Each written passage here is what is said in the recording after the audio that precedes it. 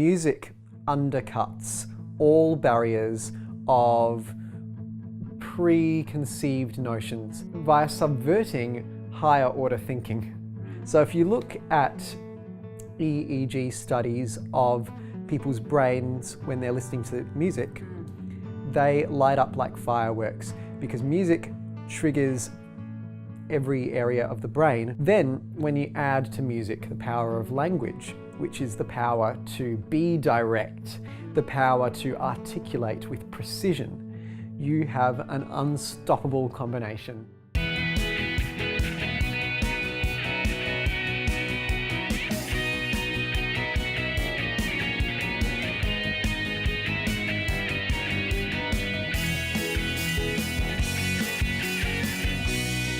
Hello Josh, thank you so much for having me here in your studio. No worries, it's lovely to be here. Yeah, I'm very excited to talk to you and hear about your stories and your music. Yes. And I believe that your item of significance is here. That's it. Perhaps you can tell us, just to get us started, a little bit about your item and how it connects you with what you do and your community. That's a nice, easy question to start with. Good.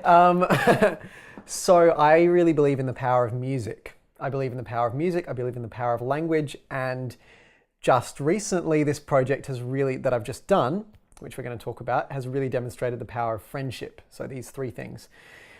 And basically there are things that you can say in music and in comedy that you can't say in speech, that you can't say anywhere else. And music lends a message of vitality and a power and an excuse to be cheeky and to rhyme and to get things stuck in people's heads that you just can't get through any other medium. So I hope that answers that question. Oh, it sure does. It's a very powerful answer to that. And very much, I like that you've got three connecting things there, you know, that are really important to you. You know, without music, do you think that you would have that confidence to have the same vulnerability? Oh gosh, you ask such interesting questions. That's very specific. Would I be as vulnerable on stage without music? I have no idea. I mean, something for you to try. I suppose a lot of, so my cabaret show was 2/3 sung with music and 1/3 spoken. Yeah. And probably the most vulnerable moments of it were actually spoken. So my cabaret show, let's backtrack a bit. Yes. It's called Scarred for Life. It's about the 8-inch scar on my abdomen. No, you'll have to buy a ticket to see that scar. Perfect use to camera. Yeah, exactly. Learning tricks of the trade.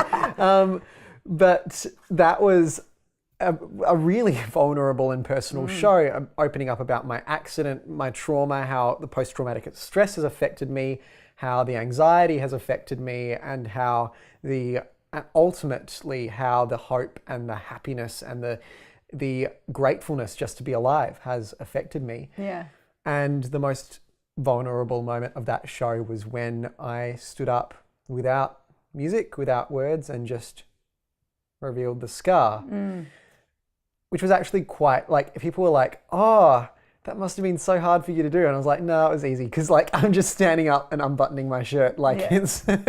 Taking your clothes off. That's the easy bit. Yeah. Oh, no, it was just that. But, you know what? I think there's a real power in being vulnerable. And I don't think I need music to make that happen. I think that, and I'm a real fan of Brené Brown. Are you aware of her works? Yes. So The Gifts of Imperfection. Yeah. She's a craftful storyteller. Like. Absolutely. Yeah, and so she talks so much about the power of being vulnerable, especially in a world where we're told that we have to be perfect, we have to look perfect, we have to be seen to be doing the perfect things through social media.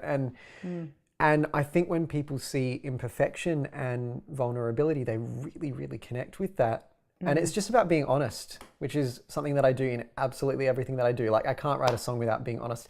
A songwriting is just being honest and specific. There we go. Those are my two tricks. Yeah, to be honest and specific. But it's incredible because for you, obviously, it's a real power. I mean, you use that word multiple times, whereas often to be vulnerable is equated with weakness. Yeah, I don't think about it as a weakness at all. And I think that's because of my coming out journey. Yeah. That's because once you've been through that, you like nothing about who you are can be viewed as a weakness. Yeah. Like I had two options: accept who I am to the chagrin of who I want myself to be, which was to be straight, right? And just like, because I can't keep lying to myself anymore, or go down a much darker path. And I chose the former option.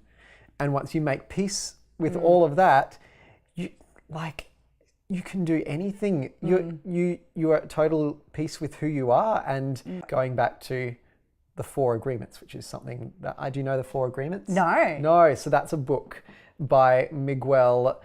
Can't pronounce his last name, but it's basically worth looking up. We'll find definitely out. worth looking up. And one of the agreements is don't take anything personally, because when someone says something about you, it has everything to do with them and nothing to do with you. There's a lot there that I'd like to unpack. Yes. You've given us a lot of information. But realistically, you know, the thing that sort of is standing out there is you've gone through some hard, you know, difficult times. Yes. What is it that you think then is so impactful about the sharing of your experience that's coming from that really true, you know, and great question, personal experience? So the power of being specific is that through writing something that is unique to yourself, that you're expressing that no one else has expressed in exactly that particular way before, is that other people see themselves in that story, right? So when I say underneath my shirt is an 8-inch scar, that's a really specific statement, okay? Yeah. And I thought when I wrote it, how is anyone going to relate to this particular story? And then I go on to talk about my medical, you know, injury, my accident, my operation, and all the while very specific descriptions of what was happening to me, what it was like in ICU, what the nurses were saying to me, what my boyfriend was saying to me. There's a song called Sample Pack of Information for Families of Deceased Patients, which is something that was handed to my family while I was in ICU. So I sing that as a song. That's terrible.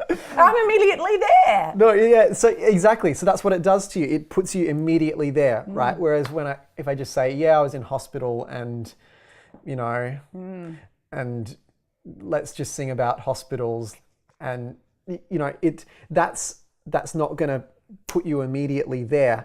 And through putting you immediately there, you then relate it to yourself. So I had people come up to me after the show who had had completely different experiences, all right? I had this man of about 24 who came up to me who told me that he'd had prostate cancer. And I was like, wow, you're so young to have that. And he'd had a particularly difficult journey with that.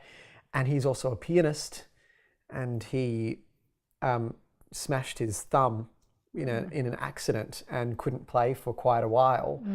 And he was really profoundly affected by the show. And I didn't know him, you know? Yeah. And that is the power of being specific, language, music, sharing, all of that.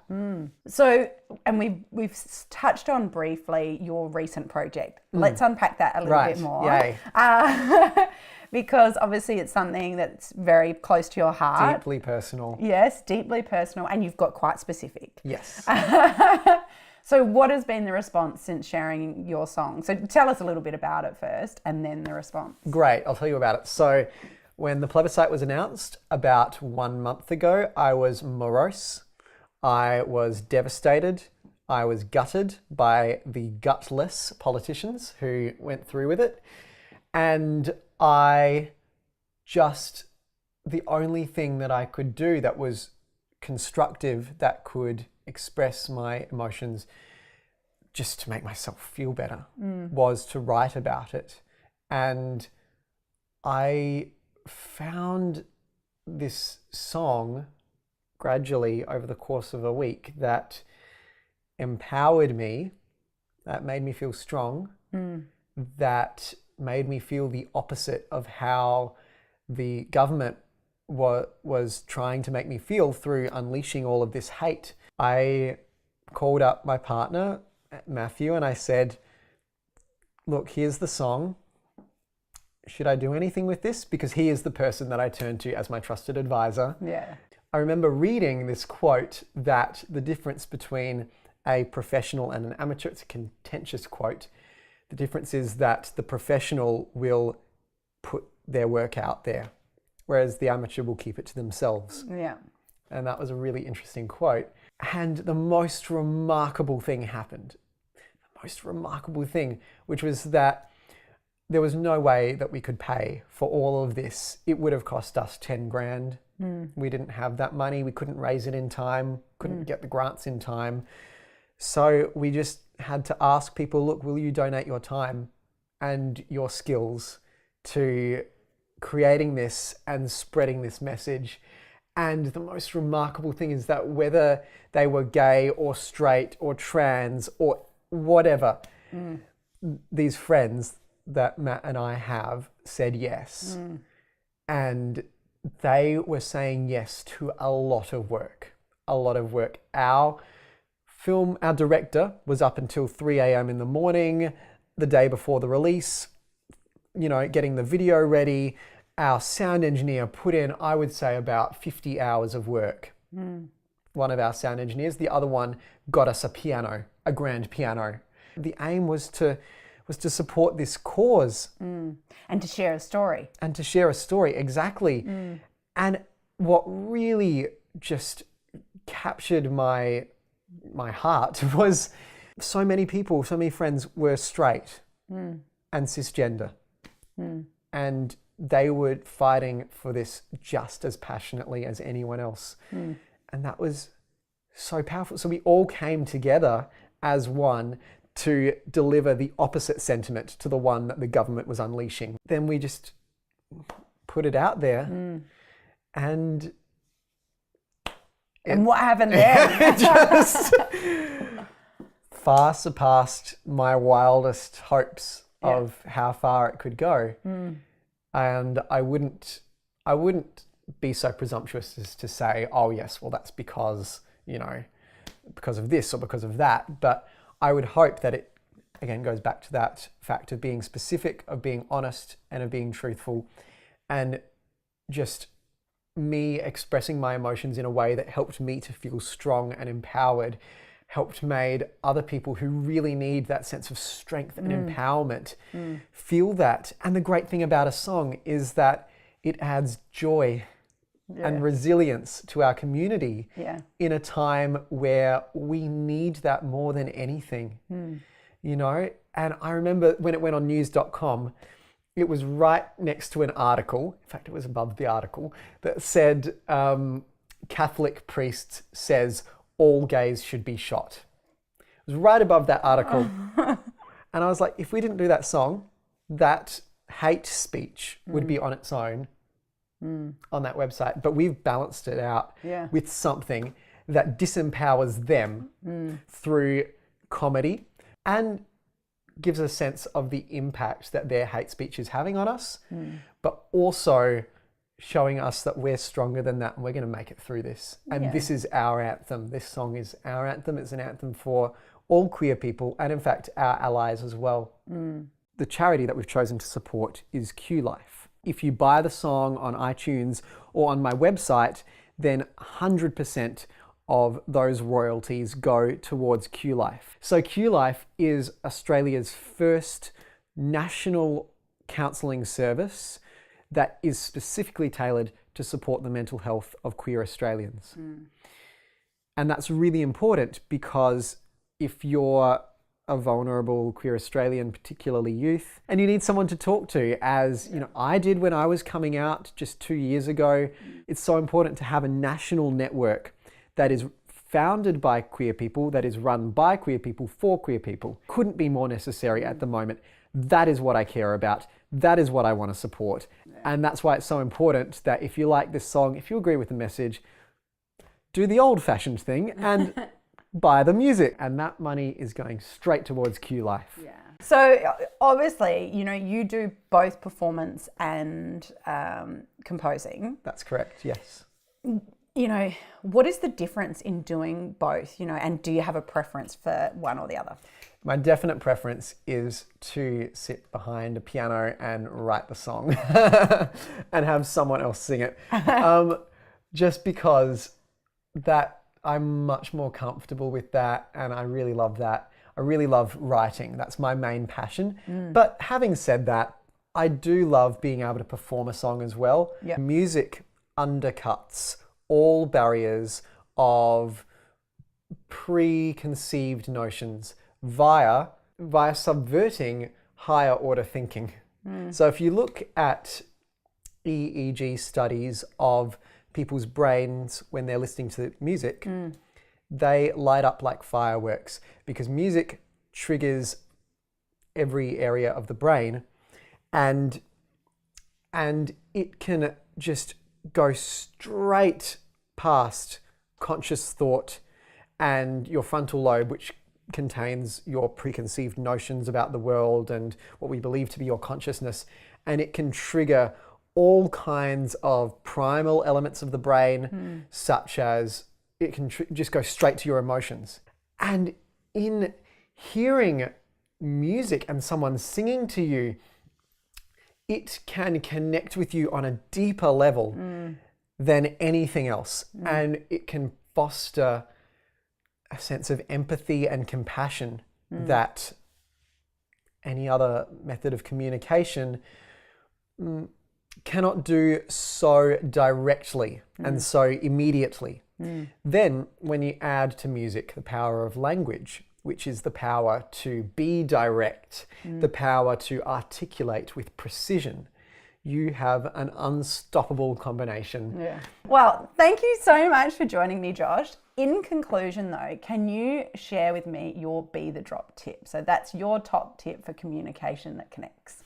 It's really interesting, the metaphor that you gave, that a waterfall can begin with a single drop. I think that's what happens when a video goes viral. You know, you get a few views and then you get a few more views, and then you get 1,000 views an hour, then you get 10,000 views an hour, and suddenly it's just spread like wildfire, totally beyond your control. And I think that happens when people find something that's honest. When people find something that's honest, that's specific, often that involves, through the process of those two things, someone being vulnerable, and when it involves a message that people really resound with. In the case of this song, overcoming homophobia. In the case of my cabaret show, trauma through hospitalization. I think that although these are really specific stories that I tell, these are broad concepts that people can see themselves in. And the key to connecting people around these concepts in a way where we can find catharsis and solace and peace is through, as I'll keep harping on about, being honest and being specific and sharing your story. It's not just enough to have written it down. You have to share it. You really have to share, or find someone that's going to share it, as other artists like Van Gogh. Well, he didn't even find someone. It just happened after he died. But anyway, he's the exception. He's the exception. Well, he was exceptional. Yeah. Every other artist, you have to put it out there. Well, thank you so much. Thank you. It was great. So I'll vote yes in your plebiscite, though it's one more blow unto our plight. We've suffered so much more, and this isn't the end. If you think we're weak, then think again. Bring on your plebiscite. We're no stranger to a hefty fight. We're stronger than your party might expect, and we won't back down and won't defect from your plebiscite, though the concept of it isn't right. We won't be fazed by hate and heartlessness.